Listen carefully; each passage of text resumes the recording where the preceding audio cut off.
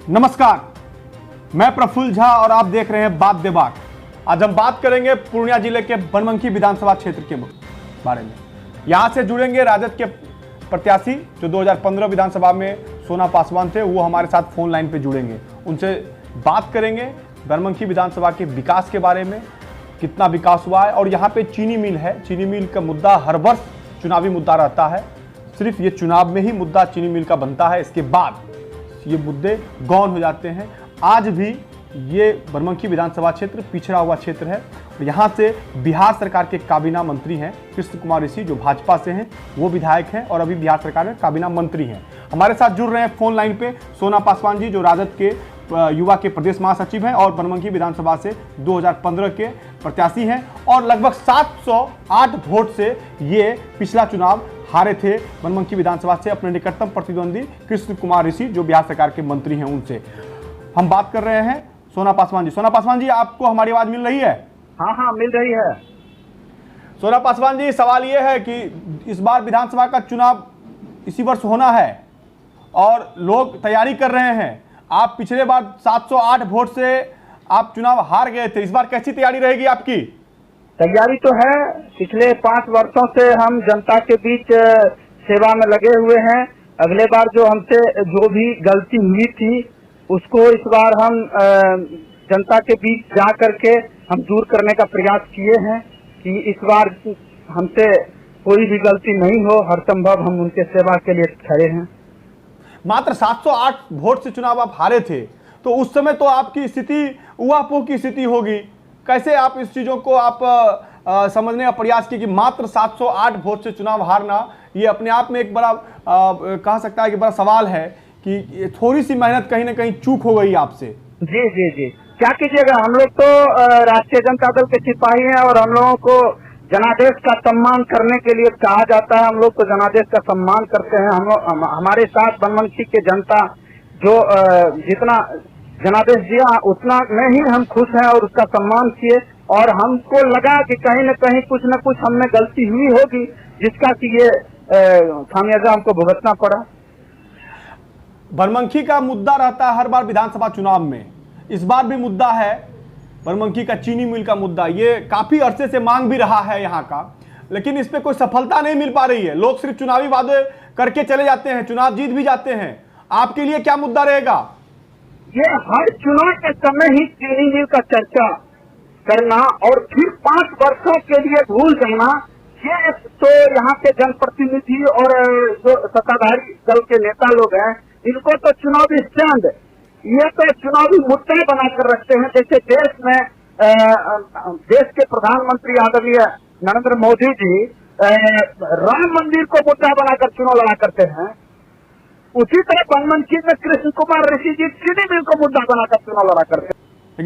लेकिन मोदी जी तो लड़े थे राम मंदिर बनने का और अग्रसर हो गया है। वो जो भी हुआ है वो तो सबके सामने है, सब देख ही रहे हैं। और अभी बनमनखी की जो बात है, बनमनखी में 15 वर्षों से, पिछले 15 वर्षों से जब भी चुनाव का चर्चा होती है, जब भी चुनाव नजदीक आता है तो चीनी मिल की बात शुरू हो जाती है। तो बनमनखी की जनता अब समझ चुकी है कि ये लोग बनमनखी में चीनी मिल को सिर्फ चुनावी मुद्दा के लिए रखा है। तो क्या आपके नजर में विकास नहीं हुआ बनमनखी का? काबीना मंत्री हैं आपके यहाँ से, वहाँ कुछ भी विकास नहीं हुआ। विकास देखना है तो आप पूर्णिया से सहरसा रोड से गुजर जाइए, आपको विकास दिख जाएगा रोड पर। मंत्री जी तो कहते हैं कि काफी काम हुआ है, सड़कों का जाल बिछ गया है बनमनखी विधानसभा में। बनमनखी विधानसभा में विकास की जाल बिछ गया है, ये मंत्री भी सिर्फ समझ रहे हैं। बनमनखी के जनता से पर आकर के पूछिए तो पता चलेगा। आदरणीय लालू प्रसाद यादव जी के समय में ही जानकी नगर को प्रखंड बनाने की मंजूरी मिल गई थी, लेकिन आज तक 15 वर्षों से सिर्फ ये जो है मतलब ये कहते आ रहे हैं कि अब हो जाएगा प्रखंड का दर्जा मिल जाएगा, लेकिन आज तक इस पर कोई कदम नहीं उठाया जा रहा है। आप बारिश के पानी से बाढ़ जैसी स्थिति हो जाती है और उसके बावजूद भी इस बाढ़ से निपटने के लिए कोई कदम यहाँ स्थानीय विधायक के द्वारा नहीं उठाया जाता है। तो आप लोग आवाज क्यों नहीं उठाते हैं? आप लोग गोलबंद क्यों नहीं होते हैं? आप लोग भी तो विपक्ष में हैं। हैं, हर मुद्दे पर आवाज उठा रहे हैं। अभी देख लीजिए आप बियाडा को जमीन देने की बात करके और दूसरे फिर कंपनी को ला करके जमीन दिखवाना, ये सब क्या है? मंत्री जी जो कर रहे हैं ये तो यहाँ की जनता समझ रही है। ये जो कर रहे हैं ये तो सिर्फ चुनावी मुद्दा, क्या पता 5 लाख 10 लाख अपना भी पैकेज से खर्चा करके भूमि पूजन करवा देंगे, शिलान्यास कर देंगे, क्या फर्क पड़ता है? मंत्री जी हैं, 2-4-5 लाख खर्चे हो जाएगा तो कम से कम यहाँ की जनता तो देख लेगी कि यहाँ शिलान्यास हो जाएगा, अब तो बनना ही है। फिर 5 साल कहाँ जाएगा, क्या होगा नहीं होगा, किसी को पता नहीं। सोना पासवान जी, अगर कृष्ण कुमार ऋषि स्थानीय विधायक हैं, अगर वो काम नहीं कर पा रहे तो लगातार चुनाव कैसे जीत जा रहे हैं? लगातार चुनाव कैसे जीत जा रहे हैं, यही मुद्दा, यही एक ही मुद्दा को बार बार दिखा करके कि हम जानकी नगर को प्रखंड बना देंगे, या हम बनमनखी में महिला कॉलेज दे देंगे, और चीनी मिल के जमीन पर अगर चीनी मिल नहीं खुला क्या बहुत बड़ा उद्योग लगा देंगे, किसानों को इससे बहुत बड़ा फायदा होगा। यही सब लॉलीपॉप दिखा करके चुनाव जीत जाया करता है। लेकिन अब 3 बार हो गया है। ऐसे भी गांव का कहावत है कि मौत का फेरा 3 फेरा, तो अब 3 फेरा हो चुका है। अब यहाँ की जनता इसको चांस देने वाला नहीं है। तो आप क्या काम करेंगे? आप किस घोषणा पत्र के साथ जाएंगे? आप जनता से क्या वादा करेंगे? कि इस क्षेत्र में एक भी महिला कॉलेज नहीं है। जानकी नगर जैसे बड़ा मार्केट में एक कोई भी कॉलेज नहीं है। और ये देख लीजिए, माननीय मंत्री जी सांस्कृतिक मंत्री रहे हैं, खेल मंत्री होते हुए भी बनमनखी विधानसभा क्षेत्र में एक भी युवाओं को खेलकूद अथवा कोई भी सांस्कृतिक क्षेत्र में आगे बढ़ने के लिए युवाओं के लिए कोई भी प्रयास नहीं किया। ठीक है ना? युवा तो जी बोलिए। और अस्पताल में आप चले जाइए, बनमनखी अस्पताल में थोड़ा सा चोट लग जाएगा, सर फूट जाएगा, पैर में थोड़ा सा खरोंच आ जाएगा, जाते के साथ रेफर कर देता है। क्या इस पर इनको संज्ञान लेना चाहिए कि नहीं? इस पर इसको कदम उठाना चाहिए कि नहीं? कोई क्षेत्र में आप चले जाइए, यहाँ तक कि बनमनखी में प्रखंड से लेकर अनुमंडल अंचल कहीं भी बिना घूस का कोई काम नहीं होता है। एक रोज भी मंत्री जी अपने स्तर से इसकी जांच नहीं किए हैं। करना चाहिए कि नहीं करना? आपका मुद्दा यही रहेगा कि घूस लिया जा रहा है? आपका मुद्दा यही रहेगा महिला कॉलेज नहीं है? आपका मुद्दा क्या रहेगा? आप किस मुद्दे पे लड़िएगा? आप जो मुद्दे को लेकर जाएंगे, जो किस समस्याओं का पहले समाधान कीजिएगा, वो बात बताएं। जनता देख रही है आपको। देखिए, मुद्दा यही है कि सब जगह रोड की बहुत खराब स्थिति, सहरसा पूर्णिया के लिए ट्रेन की कमी और लंबी दूरी की कोई भी ट्रेन नहीं, मुद्दा नंबर 1। दूसरा, चीनी मिल नहीं खुलना, जमीन पर क्या आप खुलवा देंगे? क्या आप जीतते हैं चुनाव तो खुलवा देंगे चीनी मिल को? आप जनता से कमिटमेंट कर रहे हैं? चीनी मिल अगर नहीं खुला तो उस पर नया कोई न कोई उद्योग जरूर लगवाएंगे, कोई ना कोई उद्योग जरूर लगवाएंगे, निश्चित लगवाएंगे। जानकी नगर जो लंबित पड़ा हुआ है, लंबे समय से प्रखंड का ये दर्जा मिल गया है, लेकिन उस पर कोई काम नहीं हो रहा है। वो जब का तब वो फाइल पड़ा हुआ है, उसको हम अविलंब चालू करवाएंगे। और कौन कौन सी समस्याओं को दूर कीजिएगा? बाढ़ वाली स्थिति हो जाती है, सड़कों का भी हालत जो कहिएगा वो खस्ता है, अस्पताल का हालत खस्ता है, शिक्षा के क्षेत्र में स्कूलों में सही से पढ़ाई नहीं हो रही है, तो आप लोग सड़कों पे क्यों नहीं आ रहे हैं? आज बताने का मौका आ रहा है, आप सड़कों पे लड़ाई क्यों नहीं लड़ रहे हैं इसके लिए? हम शुरू से लड़ते रहे हैं, आप पता कर लीजिए, आप आइएगा बनमनखी तो पता चल जाएगा। ऐसा कोई मुद्दा नहीं है जिस पर हम नहीं लड़ते हैं। लेकिन यहाँ विपक्ष का सुनने वाला कौन है? कोई सुनने वाला नहीं है। आप विधानसभा से लेकर के सदन से लेकर सड़क तक हल्ला विपक्ष कर रहा है, लेकिन सुनने वाला नहीं है। ज्यादा हल्ला करने पर जेल में दे दिया जाता है, उससे भी ज्यादा हल्ला करने पर लाठियां बरसाई जाती है, पानी से भिगोया जाता है। विपक्ष का सुनता कहाँ है?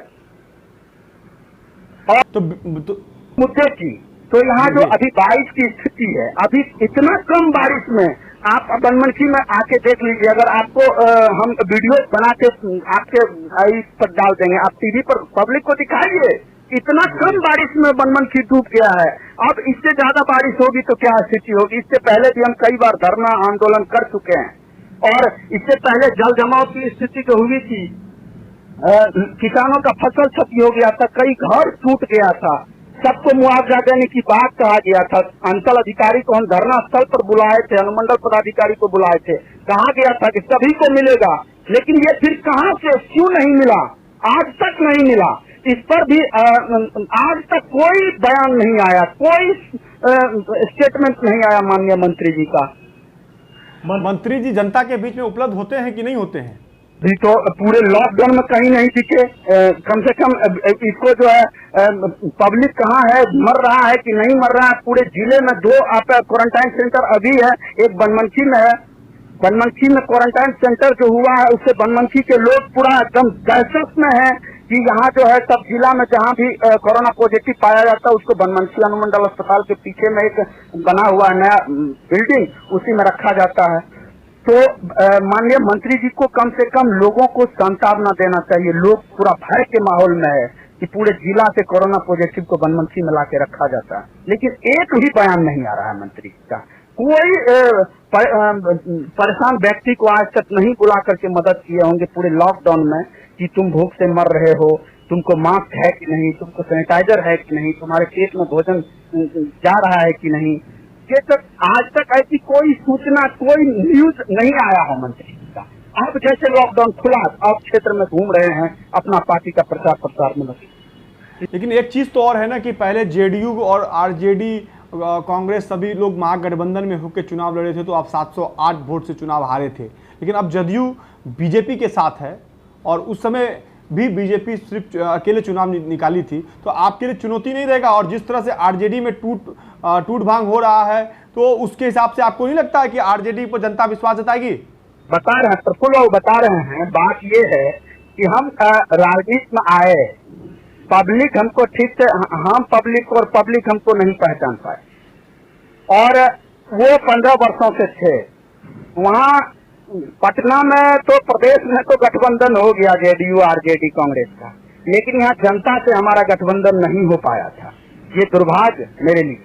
और इस बार वहाँ गठबंधन हो या नहीं हो, हम यहाँ जनता से गठबंधन कर चुके हैं, इसलिए इस बार जनता का पूर्ण रूप से आशीर्वाद मेरे पर है। जंगल राज कहा जाता है आरजेडी के शासनकाल को, ऐसे विपक्ष के लोग कहते हैं, भारतीय जनता पार्टी और जेडीयू के लोग कहते हैं, तो क्या जनता विश्वास जताएगी सोना पासवान पे इस बार? देखिए, जंगल राज कहा करता था, लेकिन अभी तो जंगल राज क्यों कहा जाता है? अब पहले तो हत्या होती थी, अब तो नरसंहार होता है। पहले तो बलात्कार होती थी, अभी तो सामूहिक बलात्कार होता है। अभी तो आप देख लीजिए ना क्या हुआ है मुजफ्फरपुर बालिका गृह में, क्या हुआ है। यही होता है, पहले तो बलात्कार होती थी, अब तो सामूहिक बलात्कार होता है। इसको जंगल राज क्यों न कहा जाए? आपका संगठन भी पार्टी का मजबूत नहीं है सर जिले में? अभी खुद अंदरूनी लड़ाई से जूझ रहा है आपकी पार्टी यहाँ पे। पार्टी में थोड़ा थोड़ा होता रहता है, एक जगह रहने से थोड़ा सा। कई खेमे में बटा हुआ है पार्टी आपका? खेमा नहीं है, मेरा पार्टी एकजुट है, कोई खेमाबाजी नहीं है। बस एक जगह रहने से थोड़ी सी इधर उधर होते रहती है, उसके लिए बहुत बड़ी बात नहीं है। हम लोग आपस में बैठ कर सब ये कर लेंगे। कृष्ण कुमार ऋषि जी जो मंत्री हैं वहां पे 15 साल शासन किए हैं, जनता के दिल में हैं, समस्याओं को सुने हैं, जनता लगातार उनके नाम पे मुहर लगा रही है। सोना पासवान जनता के दिल में कैसे उतरेंगे? हाँ, वो वही बता रहे थे अभी आपको कि वो जनता के बीच जा करके चुनाव नहीं जीत पाते हैं, वो पार्टी के नाम पर चुनाव जीत जाते हैं। यहाँ जो है पार्टी जो भाजपा की जो अभी लहर थी, अब तो धीरे धीरे काम होता जा रहा है। अब तो लोग समझने लगा है ये बेवकूफ बना रहा था। अब हम लोग ये आप कह रहे हैं बेवकूफ बना रहा था, लेकिन भाजपा की लहर है अभी भी बरकरार ना सर, तब ना सरकार चला रही है भाजपा।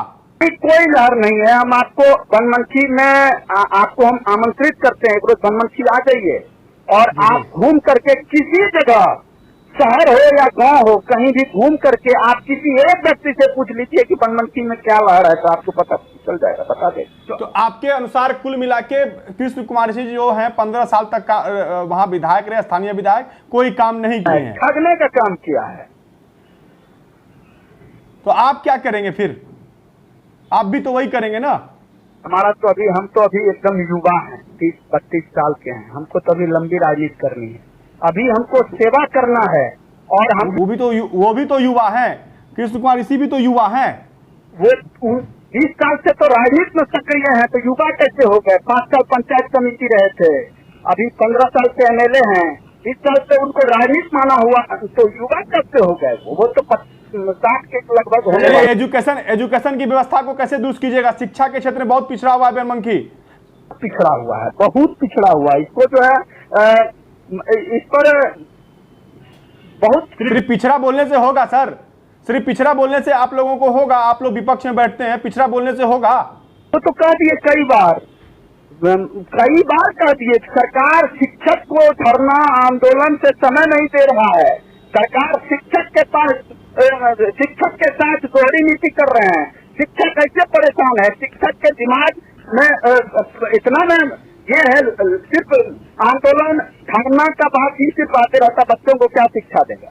इसलिए सबसे पहले शिक्षक का दिमाग को शांत करना चाहिए, उनको वेतनमान दे करके उनका जो भी व्यवस्था है उनको देने के बाद ही शिक्षा में सुधार हो सकता। और ये निश्चित है कि तेजस्वी जी को सरकार में आने से शिक्षक लोग परेशान नहीं होंगे। चलिए, ये हम अंतिम सवाल ले रहे हैं कि 2020 का जो विधानसभा चुनाव है इसी वर्ष होना है, आपकी तैयारी जो चल रही है, जनता को आप जनता के बीच जा रहे हैं, क्या जनता आपके जो किए हुए वादे हैं उस पर खड़ी उतरेगी?